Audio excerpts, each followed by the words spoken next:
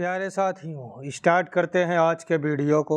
आज के वीडियो में हम लोग सॉल्व करेंगे यूपी टीजीटी 2004 का प्रैक्टिस सेट। पिछले वीडियो में हम लोग सॉल्व कर चुके हैं, 2005 के प्रैक्टिस सेट को कंप्लीट कर लिए हैं। अगर आप लोग अभी तक नहीं देखे हैं तो इसी वीडियो के डिस्क्रिप्शन में प्लेलिस्ट की लिंक मिल जाएगी। 2005 के प्रैक्टिस सेट को ज़रूर सॉल्व कर लें और अपने दोस्तों के साथ भी साझा करें। अगर आप चैनल पर नए हैं तो चैनल को सब्सक्राइब ज़रूर कर लें और वीडियो स्टार्ट करने से पहले वीडियो को ज़्यादा से ज़्यादा लाइक करें और अपने दोस्तों तक शेयर ज़रूर कर दें। तो 2004 के प्रैक्टिस सेट में आज हम लोग 30 क्वेश्चन सॉल्व करेंगे। स्टार्ट करते हैं। आज का फर्स्ट क्वेश्चन, यदि डिटर्मिनेंट दिया हुआ है इज इक्वल टू 0 के मूल 7 और 2 हैं, 7 और 2 हैं, तो तीसरा मूल क्या होगा। इसको हम 3 तरीके से सॉल्व कर सकते हैं। एक तो इसका विस्तार कर लें। यहाँ पर हम देख रहे हैं कि जो प्रिंसिपल डायगोनल हैं इसमें x x x है। जब हम इसका विस्तार करेंगे तो यहाँ पर हमको x स्क्वायर का टर्म नहीं मिलेगा, x स्क्वायर का टर्म मिसिंग होगा और एक क्यूबिक इक्वेशन मिलेगा, 3 घात का समीकरण मिलेगा जिसमें x स्क्वायर का पद नहीं रहेगा। x स्क्वायर का पद नहीं रहेगा तो मूलों का योगफल 0 के बराबर होगा। 2 मूल दिया हुआ है, 7 + 2, तीसरा हमको ज्ञात करना है। तो तीसरा मूल गामा बराबर -9 इस क्वेश्चन का राइट आंसर होगा, ऑप्शन नंबर सी। ये तो हम बिना पेन के सॉल्व कर सकते हैं अगर एक्सपेंशन मालूम हो तब। अगर प्रिंसिपल डायगोनल में सेम एलिमेंट हो x x x तो विस्तार करने पर x स्क्वायर का टर्म नहीं मिलता है क्यूबिक इक्वेशन में, तो मूलों का योगफल 0 के बराबर होगा, तीसरा मूल -9 होगा। और दूसरा तरीका है, हम R1 में R1 + R2 + R3 अगर ऐड कर लें, R1 tense to R1 + R2 + R3 सबको ऐड कर लें तो R1 में x + 9 x + 9 x + 9 मिलेगा। R2 ऐसे लिख लें, R3 भी ऐसे लिख लें, 7 6 x। कह रहा है ये 0 के बराबर है। तो सारणिक का मान 0 तभी हो सकता है जब कोई एक पंक्ति या कोई एक स्तंभ के सभी अवयव 0 0 0 हो जाएं। तो ये दोनों R2 R3 तो 0 0 0 हो नहीं सकते क्योंकि यहाँ वैल्यू गिवन है। R1 को अगर हम 0 0 0 मान लें तो x + 9 बराबर 0 के पुट करना पड़ेगा, तभी यहाँ 0 0 0 मिलेगा जो कि 0 के बराबर होगा। यहाँ से x = -9 इस तरीके से भी सॉल्व कर सकते हैं, तीसरा मूल -9 होगा। अगर दोनों तरीके समझ में आए हों तो वीडियो को चैनल को सब्सक्राइब ज़रूर करें और वीडियो को ज़्यादा से ज़्यादा शेयर करें। यदि A वर्गाव्यू है, स्क्वायर मैट्रिक्स है, A आइडोपोटेंट होगा। ये मैट्रिक्स का क्वेश्चन है, इसमें 4 रूल हैं, उन्हीं 4 रूल पर क्वेश्चन पूछा जाता है। फर्स्ट नंबर है, इन्हीं 4 पर हमेशा क्वेश्चन पूछा जाएगा। First, orthogonal.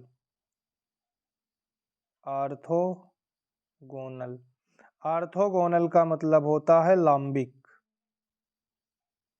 ऑर्थोगोनल का मतलब होता है लांबिक।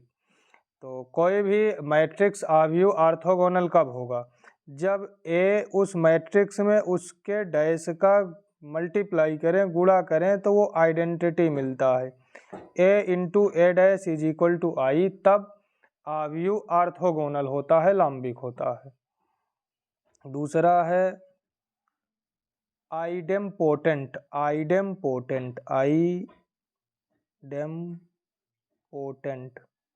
आइडेम्पोटेंट का मतलब होता है वर्गसम। वर्गसम में होता क्या है, फर्स्ट, अगर A का इंटरसेक्शन A निकालें तब भी A मिलेगा। सेकंड, A यूनियन A मिलेगा। Third A square A into A करेंगे, A square is equal to A के बराबर होगा, तब आइडेम्पोटेंट होता है। यही पूछ रहा है आइडेम्पोटेंट। ए एक वर्ग आव्यूह है तो ए का आइडेम्पोटेंट ए स्क्वायर बराबर है डी, ऑप्शन इस क्वेश्चन का राइट आंसर होगा। तीसरा होता है निलपोटेंट। निलपोटेंट, निलपोटेंट का मतलब होता है शून्य भावी। निलपोटेंट का मतलब होता है शून्य भावी। निलपोटेंट, निल मतलब कुछ नहीं, जीरो, तो यहाँ ए स्क्वायर बराबर जीरो होता है, निल होता है किस जीरो के बराबर मिलेगा। लास्ट चौथा नंबर होता है इन्वोल्यूटरी। इन्वोल्यूटरी, इन्वोल्यूटरी का मतलब होता है अंतर्वलनीय। अंतर्वलनीय,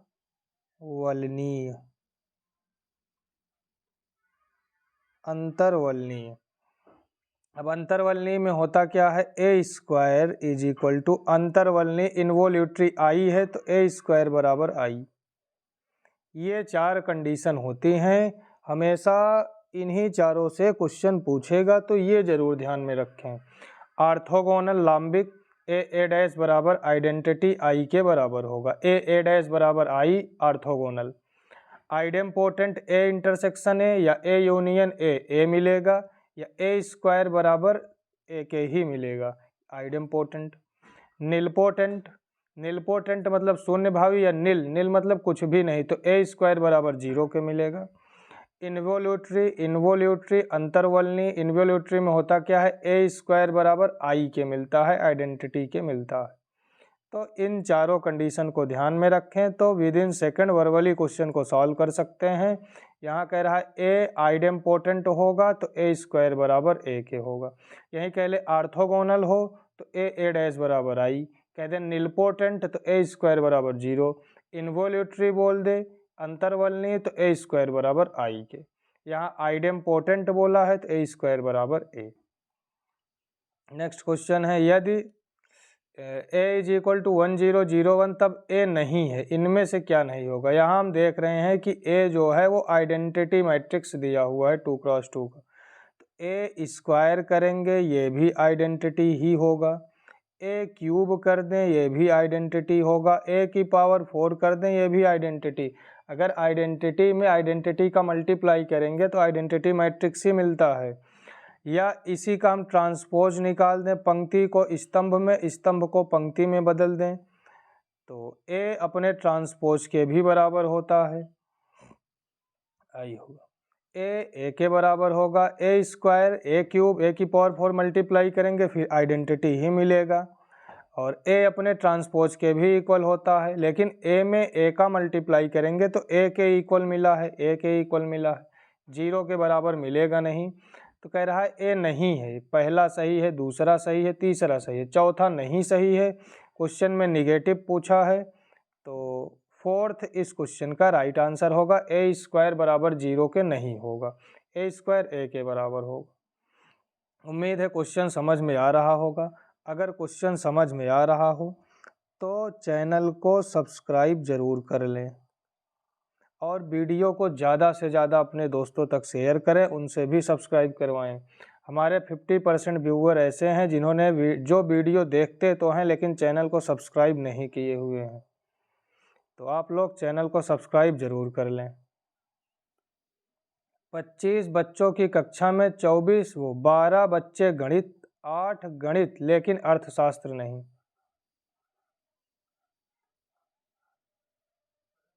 25 बच्चे हैं मैथ और अर्थशास्त्र के, इकोनॉमी के।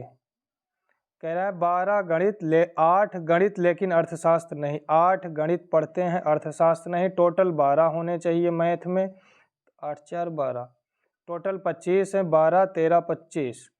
क्वेश्चन में बच्चों की संख्या क्या होगी जो गणित और अर्थशास्त्र दोनों के हों। गणित और अर्थशास्त्र जो दोनों में कॉमन होगा, यहाँ 4 मिल रहा है तो बी ऑप्शन क्वेश्चन का राइट आंसर होगा 4। A plus B plus C is equal to N, तो मैं डिटर्मिनेंट दिया है, इसका मान क्या होगा। इसका मान हम बता सकते हैं, डायरेक्ट भी बता सकते हैं, क्योंकि ये रिपीटेड क्वेश्चन है, अधिकतर पूछा जाता है। तो बी ऑप्शन इस क्वेश्चन का राइट आंसर होगा। अब होगा कैसे, हम C1 में C1 tense to C1 plus C2 plus C3 कर लें तो 1 प्लस ए प्लस बी प्लस सी मिलेगा, यानी C1 में हमको मिलेगा 1 प्लस ए प्लस बी प्लस सी, ये C1 में मिलेगा। हम कॉमन निकाल लेंगे तो 1 1 1 B 1 plus B B C C 1 plus C. अब चाहें तो डायरेक्ट विस्तार कर लें या एलिमेंट को जीरो बना लें। जीरो बनाएंगे कैसे, R1 में R1 tense to R1 minus R2 या R2 tense to R2 minus R3। तो 1 प्लस ए प्लस बी प्लस सी, यहीं से आंसर दिख गया होगा, क्योंकि a plus B plus c n के बराबर है। पुट कर दें n plus 1, B option right होगा। सॉल्व कर लेते हैं। 0 माइनस 1 0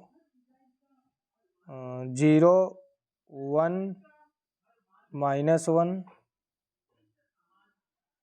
1 बी 1 प्लस सी। विस्तार कर लें तो 1 प्लस ए plus B plus c, 0 minus 0 plus 1, minus minus plus 1 plus 0 या माइनस 0, तो हमको मिला 1 प्लस ए प्लस बी प्लस सी।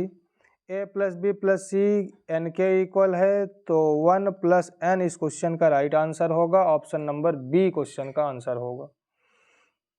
या ऐसा मैट्रिक्स कभी भी हो तो आंसर 1 प्लस ए प्लस बी प्लस सी ही मिलता है। अभी हमने सॉल्व किया था, तो A plus B plus C N के इक्वल है, तो एन प्लस 1 क्वेश्चन का राइट आंसर होगा। ऑप्शन नंबर बी क्वेश्चन का आंसर होगा। क्वेश्चन समझ में आ रहा होगा तो चैनल को सब्सक्राइब जरूर कर लें और अपने दोस्तों से भी सब्सक्राइब करवाएं। Integration mod of 1 minus x square D x, तो इंटीग्रेशन यहाँ पर P6 का यूज करें, लोअर लिमिट को 0 बना सकते हैं 2। Integration limit 0 to 2 mod of 1 minus x square D x. यहाँ से x की वैल्यू +1 और -1 मिलेगी। 0 और 2 के बीच में केवल +1 मिलेगा, -1 मिलेगा नहीं, तो हम लिख सकते हैं 2 इन ब्रैकेट इंटीग्रेशन 0 to 1।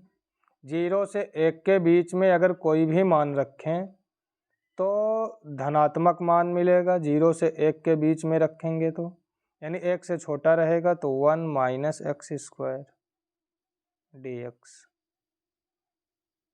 1 से 2 के बीच का अगर मान रखें तो 1 में घटेगा, यानी माइनस में मिलेगा मॉड हटाने पर, तो -1 माइनस एक्स स्क्वायर dx। तो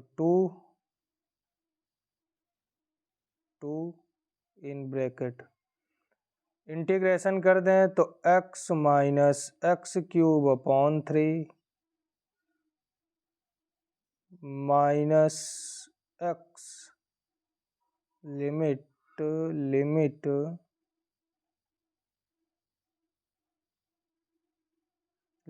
0 to 1 minus x cube upon 3 limit 1 to 2 1 से 2। तो 2 upper limit minus lower limit 1 minus 1/3 1 minus 1/3, 0 रखेंगे तो 0 0 हो जाएगा, माइनस अपर लिमिट 2 माइनस 8/3, तो माइनस माइनस प्लस होगा। लोअर लिमिट रखेंगे तो माइनस माइनस +1, लोअर लिमिट रखेंगे तो माइनस,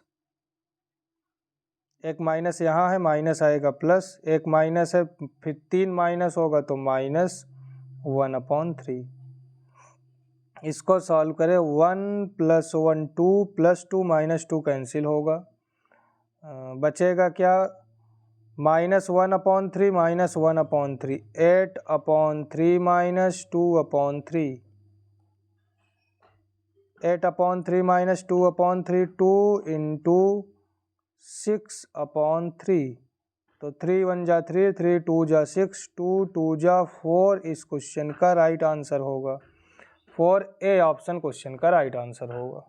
ऑप्शन नंबर ए 4 क्वेश्चन का आंसर होगा। लॉग में क्वेश्चन दिख जाए तो डायरेक्ट सॉल्व कर सकते हैं। लिमिट क्या है? Lower limit 1 upper limit 4। तो लोअर लिमिट से लिखना स्टार्ट करें। log 1 plus log 2 plus log 3। Upper limit से एक कम लिखना है, अपर लिमिट से एक कम। तो log m plus log n का formula log m into n, तो log 2 3 जा 6 log 6 बेस e क्वेश्चन का आंसर होगा log 6 बेस e। जैसे दिया हो integration limit -1 to 4 log base e x, greatest integer function x, या log x हो तो -1 से लिखना स्टार्ट करेंगे। -1 log -1 log -1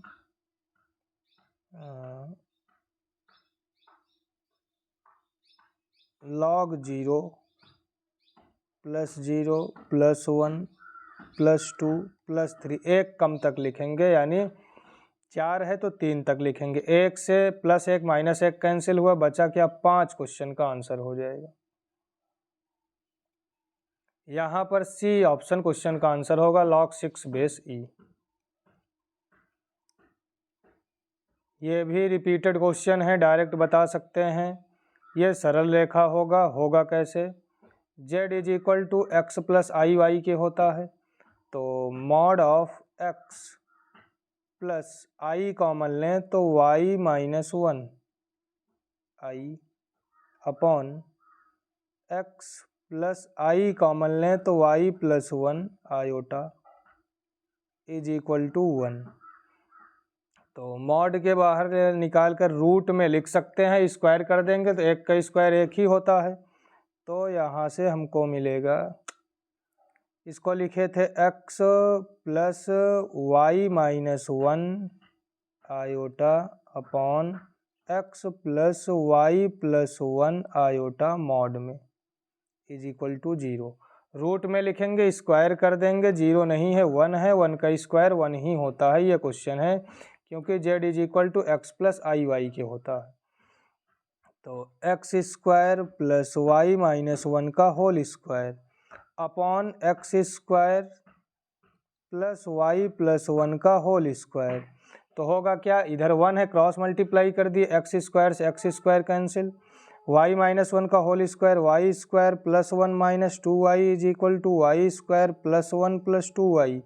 तो वाई स्क्वायर से वाई स्क्वायर, 1 से 1 कैंसिल, माइनस 2y दूसरी साइड भेज दें तो प्लस का 4y is equal to 0, y is equal to 0, y बराबर 0। एक्स अक्ष के समांतर रेखा का समीकरण होता है, तो ये एक सरल रेखा को प्रदर्शित करेगा, दीर्घवृत्त, वृत्त और अति परवलय को प्रदर्शित नहीं करेगा, क्योंकि तीनों में पावर 2 होता है। तो ये एक लिनियर लाइन को रिप्रेजेंट करेगा।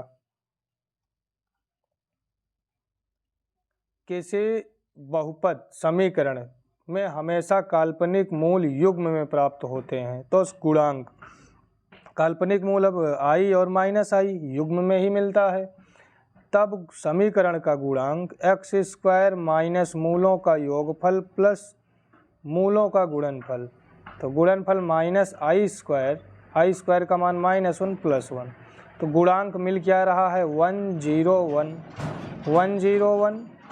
ये रियल नंबर है, वास्तविक संख्या है, तो बी इस क्वेश्चन का राइट आंसर होगा। क्योंकि जो रियल नंबर होता है, रियल नंबर में परिमेय संख्या, रेशनल नंबर और इरेशनल नंबर दोनों आ जाते हैं, तो वास्तविक संख्या इस क्वेश्चन का राइट आंसर होगा option number B. Factorial 1 plus factorial 2 plus dot dot factorial 50 को 15 से भाग देने पर 1 फैक्टोरियल का मान 1, 2 फैक्टोरियल का मान 2, 3 फैक्टोरियल का मान 3 दूना 6, 4 फैक्टोरियल का मान 6 चौका 24, 5 फैक्टोरियल का मान 120 प्लस डॉट डॉट डॉट बटे 15। यहाँ हम देखें तो 15 अट्ठे 120 होता है, यानी 5 फैक्टोरियल के आगे जितने भी मान मिलेंगे ये सब 5 से डिवाइड होंगे, क्योंकि जब 5 फैक्टोरियल में 120 है तो 6 फैक्टोरियल 12 छंग 72 720 होगा, वो भी 8 से डिवाइड हो जाएगा। इस 5 फैक्टोरियल से बड़े जितने भी मान होंगे फैक्टोरियल में सब 15 से कट जाएंगे, 4 फैक्टोरियल तक नहीं कटेगा। इसी को सॉल्व कर लें, 24 6 30, 30 2 32, 33 बटे 15, 15 दूना 30, 3 शेष बचेगा। शेष ही पूछ रहा है तो बी ऑप्शन क्वेश्चन का राइट आंसर होगा, शेष 3 होगा शेषफल। न्यूटन रैप्सन का प्रयोग करते हुए समीकरण के मूल्यों को प्राप्त करते समय वास्तविक वक्र को प्रतिस्थापित किया जाता है, तो वक्र को वक्रों की स्पर्शी पर प्रतिस्थापित करेंगे, डी ऑप्शन क्वेश्चन का राइट आंसर होगा। न्यूटन रैप्सन का प्रयोग में वक्र को वक्र की स्पर्शी पर प्रतिस्थापित करते हैं। ए बी सी डी दिया हुआ है, ऑप्शन भी दिया हुआ है, बताना है कौन सा सही है। ए माइनस डी, ए के वे अवयव जो डी में ना हो, ए के वे अवयव जो डी में ना हो, बी। बी माइनस सी, बी के वे अवयव जो डी में सी में ना हो, ए। क्या दोनों इक्वल हो सकता है? नहीं होगा, यहाँ इक्वल बता रहा है तो ये गलत हो। बी सी के बराबर है, बी में ए बी, यहाँ केवल बी, ये भी गलत है। D is subset of A minus C, D क्या है? ए सी, ए सी ये डी है। A minus C, A minus C, A minus C, यहाँ भी ए सी मिलेगा, तो D is subset of A minus C. D A minus C का उपसमुच्चय है। कोई भी अवयव हो वो खुद का उपसमुच्चय होता है। ए माइनस सी यहाँ भी है, यहाँ भी है, सुपर सबसेट उचित उपसमुच्चय का चिन्ह लगा है, तो उचित उपसमुच्चय है। कोई भी एलिमेंट खुद का उपसमुच्चय होता है, या कोई भी समुच्चय खुद का भी उपसमुच्चय होता है, खुद का उचित उपसमुच्चय भी होता है, तो सी ऑप्शन क्वेश्चन का राइट आंसर होगा।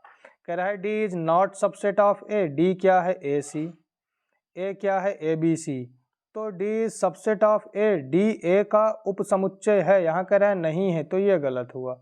सी ऑप्शन इस क्वेश्चन का राइट आंसर होगा। अगर क्वेश्चन समझ में आया हो तो वीडियो को ज़्यादा से ज़्यादा अपने दोस्तों तक शेयर करें, लाइक करना बिल्कुल ना भूलें और चैनल को सब्सक्राइब जरूर कर लें।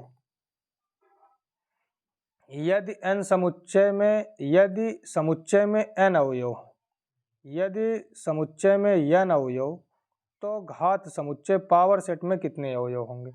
समुच्चय में n अवयव हों तो उप समुच्चय में 2 की पावर n अवयव होते हैं, और घात समुच्चय में भी 2 की पावर n अवयव ही होंगे। बी ऑप्शन क्वेश्चन का राइट आंसर होगा।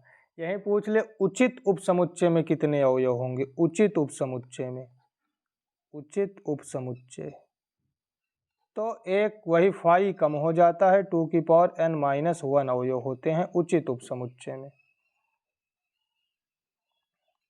नेक्स्ट क्वेश्चन है, समीकरण दिया हुआ है, x का कम से कम पूर्णांक जो संतुष्ट, ऑप्शन से पुट कर दें, जो जिसमें इज इक्वल टू 4 मिल जाए वही right answer. First option put करें, -1 -3 + 2 mod of -1 + 1 is equal to 4, तो -4 + 2 × 0 इज इक्वल टू 4, तो मॉड से बाहर निकालेंगे 4 + 0, 4 इज इक्वल टू 4 मिलेगा। फर्स्ट ऑप्शन ने सेटिस्फाई किया है, तो ए इस क्वेश्चन का राइट आंसर हो गया। जब फर्स्ट ऑप्शन आंसर मिल गया तो आगे चेक करने की ज़रूरत नहीं। यदि f(x) एक द्विघातीय प्रसार है, f(x) क्वाड्रेटिक एक्सपेंशन है, यानी f(x) ax² + bx + c है, जो कि 0 से बड़ा होगा, तो अगर इसका अवकलन करें df/dx, ये भी 0 से बड़ा होगा। फिर से इसका अवकलन कर दें d2f/dx², ये भी 0 से बड़ा हो जाएगा। तो जो जी एक्स है, जी एक्स एफ एक्स भी 0 से बड़ा है, d f upon d x भी 0 से बड़ा है, d two f upon d x square भी 0 से बड़ा है। तो जब 0 से बड़े मानों को ऐड करेंगे, जोड़ेंगे, तो वो भी हमेशा 0 से बड़ा ही मिलेगा। तो G X is greater than 0। B option second question का राइट आंसर होगा, G X is greater than 0। F x is equal to cos pi square X. Pi की वैल्यू 3.14, स्क्वायर करेंगे तो 9.8 के समथिंग पाई स्क्वायर की value होती है। तो F x is equal to cos greatest integer function 9.8 X plus cos minus 9.8 X. तो F x is equal to cos greatest integer function में छोटी वैल्यू लेते हैं, तो 9.8 से छोटा इसका मिलेगा 9x plus cos minus theta बराबर प्लस का कॉस थीटा होता है, और -9.8 ये -10 के नज़दीक है, -10 छोटा होगा x। तो यहाँ से f x is equal to हमको मिल गया cos 9x plus cos 10x, क्योंकि cos माइनस थीटा बराबर प्लस का cos थीटा होता है। इनवर्स हो तो पाई माइनस हो जाता है। अब हम पुट कर दें, put x is equal to π/2, क्योंकि f π/2 की वैल्यू फाइंड करना है। f π/2 is equal to cos 9π/2 plus cos 10 into π/2। cos π/2 की वैल्यू 0, यानी 90 का मल्टीपल है, तो 0 प्लस 2 5 जा 10 cos 5π। अब cos 5π की अगर हमको वैल्यू फाइंड करना हो, x h y h pi cos 180 को लिख सकते हैं sine 90 plus 90, cos 90 plus 90, cos 90 plus 90 sine 90 minus sine 90, sine 90 का मान 1, तो -1 cos 180 -1 होगा। 5π है, 5π 2π 3π 4π 5π, यानी 5π हमारा सेकेंड क्वाड्रेंट में पहुंचेगा, और cos साइन 90 की वैल्यू 1, तो सेकेंड क्वाड्रेंट में cos निगेटिव होता है, तो -1 होगा 0 प्लस cos 5π की वैल्यू -1। सॉल्व करेंगे, -1 क्वेश्चन का राइट आंसर होगा option number D. D question का राइट आंसर होगा ऑप्शन नंबर डी -1। या ग्राफ से समझें, जैसे कॉस का ग्राफ ऐसे चलता है,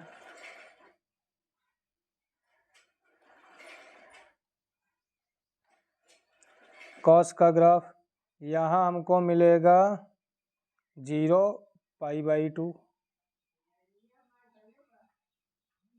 3 π/2, 5 π/2, 7 π/2। ये सब हम देख रहे हैं 0 के सामने है, x अक्ष पर है, तो इन सब की वैल्यू, जैसे cos 90 की वैल्यू 0, पाई ऐड कर लें 3 π/2 0, यानी 0 के सामने मिल रहे हैं, तो इन सब का मान 0 होता है।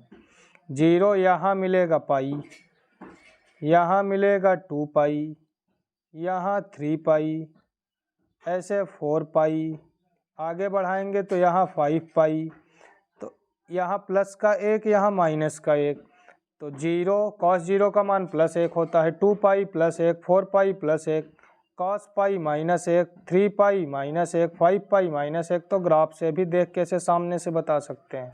5π मिला था, तो 5π का मान -1 होगा, तो डी ऑप्शन क्वेश्चन का राइट आंसर होगा। ये भी रिपीटेड क्वेश्चन है, 60 डिग्री आंसर आएगा। करेंगे कैसे, alpha plus beta plus gamma is equal to 0, alpha plus beta is equal to minus gamma, squaring both side, alpha plus beta का whole square is equal to minus gamma का whole square. तो alpha square plus beta square plus 2 alpha beta cos theta is equal to gamma का square. Alpha की value 3 का square 9, beta की value 5 का square 15 plus 5 3 जा 15 2 जा 30 cos theta is equal to 7 का स्क्वायर 49। तो 30 कॉस थीटा बराबर 49 माइनस 25 9 34, तो कॉस थीटा बराबर 15/30, कॉस थीटा बराबर 1/2, कॉस थीटा बराबर कॉस 60 अंश, तो थीटा बराबर 60 degree, theta is equal to 60 degree. C option question का राइट आंसर होगा। अल्फ़ा बीटा के बीच कोण पूछ रहा था, तो यहाँ से अल्फ़ा बीटा ही मिला है, कॉस थीटा 60 अंश के बराबर 60 डिग्री के इक्वल मिला। अगर सलूशन समझ में आ रहा हो तो चैनल को सब्सक्राइब ज़रूर करें और वीडियो को ज़्यादा से ज़्यादा शेयर करें। ये भी रिपीटेड है, पिछले ही सेट 2005 का क्वेश्चन है। x into y into z की वैल्यू 1 होगा। 3-4 तरीके से क्वेश्चन को सॉल्व कर सकते हैं। जैसे हम ले लें a की power x y z, a की power x whole power y z, a की पावर x की वैल्यू b है तो b की पावर वाई जेड, तो b की पावर y की पावर z लिख लें, b की पावर y की वैल्यू c है तो c की पावर z, c की पावर z a के बराबर है तो a x y z a के बराबर मिल गया। एक्स वाई जेड जब बेस इक्वल है तो पावर भी इक्वल होगा, एक्स वाई जेड 1 के बराबर होगा। यदि फलन f(x) is equal to 5 minus mod of x minus 3 है का महत्तम मान ग्रेटेस्ट वैल्यू क्या होगी। महत्तम मान तभी मिलेगा क्योंकि 5 में हमको ये मॉड वाला फंक्शन घटाना है, हमको बड़ी वैल्यू चाहिए, तो हम जितना कम घटाएंगे उतनी बड़ी वैल्यू मिलेगी। तो इसको हम x माइनस 3 बराबर 0 को पुट कर दें, x इज इक्वल टू 3, यहाँ 3 पुट करें, मतलब ये पूरा हम 0 पुट कर दें, तभी 5 माइनस 0 5 मिलेगा। 5 से बड़ा 0 के अलावा कुछ भी, 0 के अलावा कुछ भी करेंगे तो महत्तम मान चाहिए, बड़ा मान छोटा मिलेगा। -1 कर दें क्योंकि मॉड है, प्लस में मान देगा तो 5 से छोटा मिलेगा, इसलिए इसको 0 पुट कर दिए तो बड़ा से बड़ा मान 5 मिल सकता है, वही फाइंड करना है। तो डी इस क्वेश्चन का राइट आंसर होगा 5। न्यूनतम मान ज्ञात ही नहीं कर सकते हैं तो महत्तम ही पूछेगा, तो 5 इसका महत्तम मान होगा। इसको पुट कर दें 0 के बराबर, तो और कुछ भी पुट करेंगे तो छोटा मान मिलेगा, 5 से बड़ा नहीं मिल सकता। f(x) बराबर गिवन है f minus 1, put x is equal to -1, f minus 1 is equal to -2 plus 5 upon 1 minus 1 plus 5, 1 minus 1 plus 5, यहाँ से 1 से 1 कैंसिल, 1 से 1 कैंसिल होगा, यानी 3/5 मिला। तो f माइनस 1 इक्वल होगा 2 3 जा 6/5 प्लस 5 अपॉन 3 3 जा 3 का square 9/25 plus 3/5 plus 5, 25 6 31/5/9 plus 15 plus 25 पंचे 125/25, 5 25, ये 5 पलट के ऊपर आ जाएगा तो 31 गुणे 5/125 प्लस 15 140, 9 149, तो 31 पंचे 155/149, 155/149, सी ऑप्शन क्वेश्चन का राइट आंसर होगा। समीकरण दिया है x square minus 12x plus 3k का एक मूल दूसरे का वर्ग है तो k का मान क्या होगा। यानी मूलों को जोड़ने पर 12 आना चाहिए, मूलों को जोड़ने पर, क्योंकि प्लस साइन देखें तो प्लस माइनस प्लस, तो मूलों को जोड़ने पर 12 आना चाहिए। यहाँ 3k है तो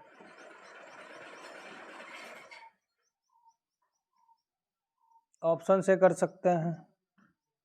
जोड़ने पर 12 आए, एक तो 3 हुआ, के को किसके बराबर रख दें कि 12 के बराबर मिल जाए, तो 12 3 15, 9 3 12, तो के बराबर 9, के की वैल्यू 9 होगी, के इज इक्वल टू 9। और दूसरे तरीके से अगर सॉल्व करें तो मूलों का योगफल इतना है, कह रहा है कि एक मूल दूसरे का वर्ग है, तो मूलों का गुणनफल यानी अल्फ़ा क्यूब बराबर 3k। ऑप्शन से k की वैल्यू पुट करें, जो इसका क्यूब निकल जाए वो आंसर हो सकता है। Alpha cube is equal to 3k, के 12 पुट करें तो 12 तियाँ 36, 36 का क्यूब नहीं निकलेगा, स्क्वायर निकलेगा।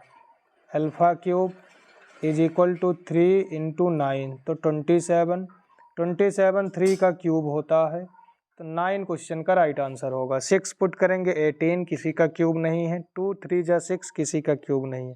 तो दोनों तरीके से कर सकते हैं। 9 क्वेश्चन का राइट आंसर होगा, के की वैल्यू होगी। निम्नलिखित में से किस आव्यूह का प्रतिलोम उपस्थित नहीं है। प्रतिलोम उपस्थित कब होता है, जब determinant a naught is equal to 0। तो डिटर्मिनेंट ए फाइंड कर लें, 2 माइनस 0 2 मिलेगा, प्रतिलोम उपस्थित है। 2 माइनस 2 0 मिला, प्रतिलोम उपस्थित नहीं है, ये राइट आंसर होगा, इसी का प्रतिलोम उपस्थित नहीं है। यहाँ 1 माइनस 4 माइनस 3, यहाँ 4 माइनस 1 3, तो ए सी डी का प्रतिलोम उपस्थित है, बी का प्रतिलोम नहीं उपस्थित है, तो बी क्वेश्चन का राइट आंसर होगा। यदि A cross B is equal to B cross C में सही संबंध होगा, जहाँ के अदिश है, ये सब हमको सदिश रूप में लिखा हुआ है। यदि ए और बी समांतर सदिश हों, ए और बी अगर समांतर सदिश हों, तब A is equal to lambda B या B is equal to lambda A के होता है, ये सदिश रूप में। यही कार्तीय रूप में समांतर हों तो a1 upon a2 is equal to b1 upon b2 is equal to c1 upon c2, ये होता है कार्तीय रूप में। लंबवत हो तो कार्तीय रूप में a1 a2 plus b1 b2 plus c1 c2 0, ये समांतर होता है कार्तीय रूप में। क्वेश्चन दिया है a cross b is equal to B cross C को लिख सकते हैं minus C cross B. A cross B is equal इस साइड लेकर आए तो plus C cross B, vector vector vector है सब पर, is equal to 0। B common निकालने तो A vector plus C vector cross B vector is equal to 0। तो A vector plus C vector second option में दिख रहा है, तो बी ऑप्शन क्वेश्चन का राइट आंसर होगा। पहले में माइनस सी, दूसरे में ए प्लस बी, तीसरे में B plus C. A vector plus B vector C में दिख रहा है, तो सी क्वेश्चन का राइट आंसर होगा। लिखना चाहें तो A vector plus C vector is equal to minus B vector, तो के से मल्टीप्लाई कर दें क्योंकि के एक अदिश राशि है, माइनस के इक्वल हो जाएगा। या ए प्लस सी से आंसर तक पहुँच सकते हैं, बी ऑप्शन क्वेश्चन का राइट आंसर होगा। Mod of A is equal to mod of B is equal to 1, तो mod of A cross B ये भी 1 है, तब कौन सी कंडीशन होगी, A cross B is equal to mod of A mod of B sine theta. N cap जो दिशा को बताता है, तो दिशा से यहाँ कोई विशेष मतलब है नहीं। Mod of A cross b 1 is equal to 1 into 1 sine theta.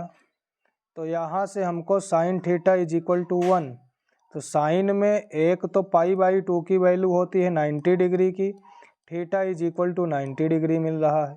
अगर थीटा 90 अंश पर है तो ए और बी क्या होंगे, लंबवत होंगे। थीटा 0 होता तब समांतर होते। लंबवत का मतलब ए ऐसा होगा, बी ऐसा होगा, तभी 90 डिग्री बनेगा, ऐसा होगा ए बी। तो ए लंबवत है बी पर, ए लंबवत बी पर है। फर्स्ट ऑप्शन क्वेश्चन का राइट आंसर होगा।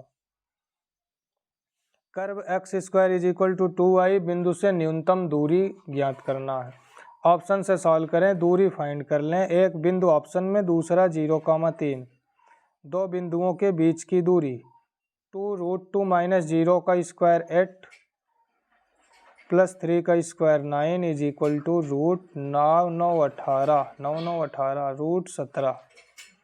यहाँ से दूरी होगी 0 प्लस 3 का स्क्वायर 9 3, यहाँ से दूरी होगी √2 का स्क्वायर 4, 3 - 1 बराबर √5, यहाँ से दूरी होगी -2 का स्क्वायर 4, -2 - 3 -5 25 √25, 4 चौका 16, ये 4 पॉइंट समथिंग मिलेगा, ये 3 है, 2 2 जा 4, ये 2 पॉइंट समथिंग, ये 5 पॉइंट समथिंग मिलेगा।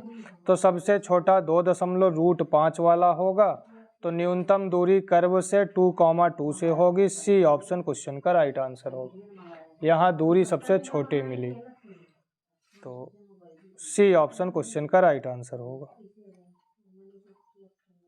इकाई का स्थान हमको बताना है, तो हम यूनिट डिजिट पकड़ें। यूनिट डिजिट क्या है, 7, पावर 610, पावर को 4 से डिवाइड कर लें, 610 को 4 से काट दें, 4 से भाग दें, तो 4 एकम 4, 4 पंचे 20, 4 दूना 8, यानी रिमाइंडर 2 बचा, शेष फल 2 बचा। तो 7 का स्क्वायर कर दें, जो शेष बचा वही ऊपर लिखते हैं पावर के स्थान पर। 7 का स्क्वायर 49। तो इस नंबर के जब 610 बार मल्टीप्लाई इस करेंगे तो यूनिट डिजिट 9 मिलेगा। 9 क्वेश्चन का राइट आंसर होगा। इकाई का अंक 9 होगा। 7 का क्यूब, अगर हम 7 का वर्ग करें तो 9, क्यूब करें तो 343, 3, 9 का 1, यानी 4 से डिवाइड करके ही कर सकते हैं। 9 क्वेश्चन का राइट आंसर होगा, यूनिट डिजिट 9 होगी।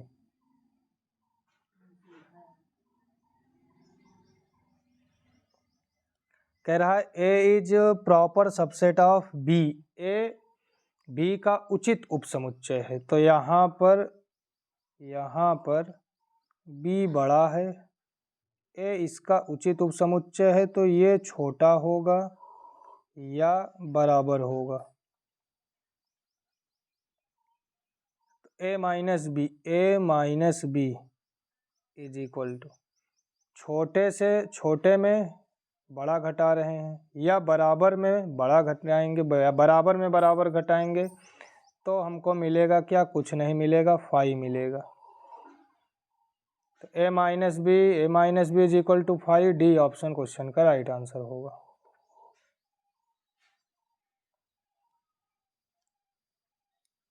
Y square is equal to P X, 2 घात का बहुपद है तब 2d dx Y cube d2y by D x square को y डबल डैश लिख सकते हैं। अवकलन कर दें 2 first function D D X of second function plus second function D D X of first function D D X of first function. तो y square common निकाल लें, 2y स्क्वायर, तो बचेगा क्या, y into y triple dash plus y dash y double dash 3, ये बचा। Y square P x के बराबर है, तो 2 पी एक्स बराबर, यहाँ हम देख रहे हैं वाई पर 3 डैश है, वाई का 3 बार अवकलन किया गया है। कौन से ऑप्शन में 3 बार अवकलन दिख रहा है? तो 3 बार अवकलन केवल एक ऑप्शन में दिख रहा है, फर्स्ट D3 लिखा है, बाकी D2 होल स्क्वायर है। तो फर्स्ट ऑप्शन क्वेश्चन का राइट आंसर होगा, option number A. Limit x tends to π/2 2x - π upon cos x। Direct put करेंगे तो 0/0 फॉर्म बनेगा, एल हॉस्पिटल रूल का यूज करें। तो limit x tends to π/2 2x का 2 अपॉन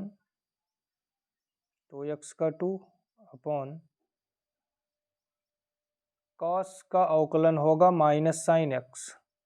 अब लिमिट पुट कर दें तो -2/sin90, sin 90 की वैल्यू 1, तो -2 क्वेश्चन का राइट आंसर होगा, -2।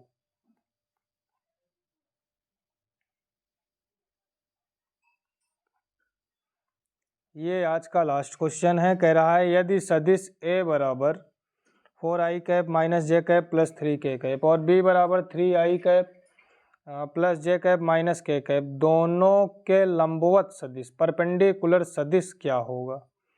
तो लंबवत सदिश ज्ञात करने के लिए सारणी के अंदर i कैप जे कैप के कैप 413 4 - 1 3 3 1 -1 विस्तार कर लें i कैप माइनस माइनस +1 -3 +1 -3 तो माइनस का 2i कैप, b और d कट गया, माइनस का 2i कैप ए और सी में, माइनस जे के सामने की पंक्ति स्तंभ बंद कर लें तो -4 -4 -9 -4 -9 -13, एक माइनस पहले से है +13 जे, ए भी कैंसिल, +13 जे केवल सी में है, तो सी ऑप्शन क्वेश्चन का राइट आंसर होगा। के तो के लिख लें, के सामने की पंक्ति स्तंभ बंद, 4 एकम 4 + 3 तो 4 + 3 प्लस का 7 के, -2i कैप प्लस 13 जे कैप प्लस 7 के कैप, सी ऑप्शन क्वेश्चन का राइट आंसर होगा। उम्मीद है क्वेश्चन समझ में आया होगा, वीडियो अच्छी लग रही होगी। अगर क्वेश्चन समझ में आया हो, वीडियो अच्छी लगे तो वीडियो को ज़्यादा से ज़्यादा अपने दोस्तों तक शेयर करें और लाइक करना बिल्कुल ना भूलें। अगर आप चैनल पर नए हो तो चैनल को सब्सक्राइब ज़रूर कर लें। आज के वीडियो में हम लोग 2004 के प्रैक्टिस सेट से 30 क्वेश्चन को सॉल्व किए हैं। पिछले वीडियो में हम लोग 2005 के प्रैक्टिस सेट को कंप्लीट कर लिए थे। अगर आप लोग नहीं देखे हैं तो इसी वीडियो के डिस्क्रिप्शन में प्लेलिस्ट की लिंक मिल जाएगी। 2005 के प्रैक्टिस सेट को ज़रूर सॉल्व कर लें। धन्यवाद, आपका दिन शुभ हो।